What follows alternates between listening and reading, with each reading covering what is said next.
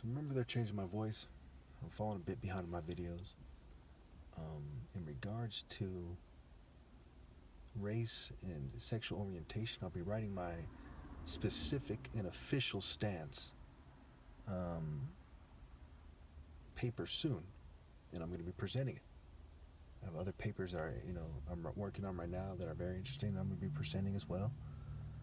So, stay tuned. Encourage other people to see it as well. Think about what I'm saying, what have you. So I came across this video. They didn't have the annotations for the whole video, so I didn't really hear what they were talking about. I just saw little snippets of it in the annotations. And it said that they were arguing about race, and the Hebrew Israelite guys were being very disrespectful to the white Jews that had shown up there. And of course, they don't want them referred to as Jews. We'll say whatever they are who had shown up there. Okay. And, I think that it's a shame to, be disrespectful to people when they're trying to just discuss things with you. Okay. I think that they feel angry for good reason. But you must understand that a lot of black people are angry for a good reason as well, because of society, right? They're lying about their worth and so on and so forth. So, I'm not a Hebrew Israelite. I do not agree with them about the core arguments, right? They don't worship the same God as I do, right? They worship the devil, and the white Jews there, with all due respect, if any is due, I think it's fair to say that they worship the devil because it has to do with idol, right? If you listen to the priest who's gayish seeming, no disrespect to the LGBT community, or a big brute priest, or a priest who's not a Royal African Falcon martial artist, your brain is dull, right? You're dull enough to accept that and to put yourself beneath that. So you're an idolater. Say idol a try, idol a tree, idolatry. It's right there in the word. Idol a tree. So they accepted, and they are from the tree of knowledge, which is like a dull bookworm, okay, and not the Royal African Falcon martial art order, the tree of life, being straightforward and honest through the use of the stick, for example, through the use of sparring, sparet, spirit, and spear, S-P-E-A-R. Even King Saul knew that there was power in the spear. He threw his spear at Jonathan and David. And of course, David made himself famous through use of the weapons, the sword and the spear, and the sling and arrows and in combat, So I think it's a priceless opportunity to make the distinction between me and racists, okay? I do not hate people for their races, okay? I hate the essence of people for their rebellion against moral precision, okay? So if somebody, for example, raped your child, then you have a right to be upset at them. And if that was their religion, who they are in their very soul is that, then you're right to hate them. You can quote me on that. Okay? If your brother sins, rebuke him. If he repents, forgive him. What if your enemy sins against you? Okay? Is not, when David struck down the Goliath, wasn't a form of hating him? Okay?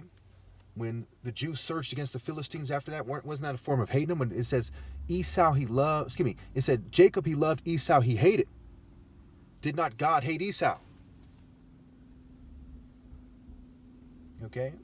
Pretty straightforward. So there's the distinction to make, right? Racist, now this might be hard for you, this wordplay, write it down. Race is racist, right? You see, look at the flesh. You say that person is not the same flesh as you, so you don't like them, right? Remember, I'm half black, half white. I have Jewish in-laws. Okay, my mom kind of looks like a Jew for whatever reason, like a Jewish woman. And you see that, it very likely that my grandpa, when he was a Freemason, right, and my great-grandfather, that there was some kind of crypto-Jew breeding there, and that my mom's mixed with Jewish. It's good. There's a good chance, but it did not really express itself. I don't naturally look like a Jew. They changed the way I look in my videos and so on and so forth. I don't have that kind of Jewish look to me. I look like more like a pharaoh, with not like a Jewish shaped head shaped pharaoh, but like a mulatto. I wouldn't say Obama. It's like a healthier Obama and far more handsome and so on and so forth. It's hard to explain, but that's how I look. Okay, not like a Jew. I'm not racist against people for their flesh. You know what I'm saying? If God made me green, then that's what it would be, right? So it is what it is, right? Whatever God presented me That's what it is. I just happen to have been at one point the most handsome person that ever lived. And I'm going off the logic of the evolution into more attractive looking people versus more primitive looking people. And, you know, all the pictures I've ever seen and my understanding of physiology, brain function, how does it express it affects facial expression, so on and so forth. So that's that. Okay. So when the Jewish gentleman asked, who's to say one person's better than another? It goes back to moral supremacy, right? Why did God allow the Philistines to be conquered by the Israelites in the Bible? It has to do with morals, right? Justice and righteousness. Okay. So as far as groups of people, yeah, I'm not racist, but let's face it, you can judge people as a group. Even Jacob, when they say Jacob, you worm, right? It's referring to everybody in the Jewish genome that fits the description, that is in rebellion against God, right? That is a worm. Okay. When Jesus in the Bible said, I'll make the Jews bow down to you who are really of the synagogue of Satan, he's judging them as a group. If these people all breed together and form a new race, then absolutely you can judge that group. So as much as people don't want to hear it, in America, the group that is the closest to being righteous is black people.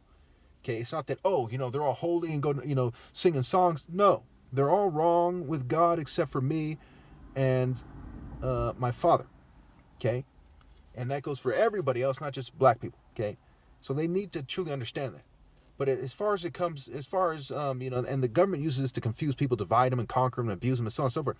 When it comes to, they use confusing that because they know it pisses you off. Can you imagine that your group is the most in the right and everyone is saying, no, we're equal. Someone saying, no, white man is right and everyone else is wrong. It would piss you off. It's like you're the fastest runner in the world and you should be rich and famous and da-da-da. And everyone's like, no, we're all equal. Some guys say, I'm faster than he is. You'd be like, shut the fuck up and shut the fuck up.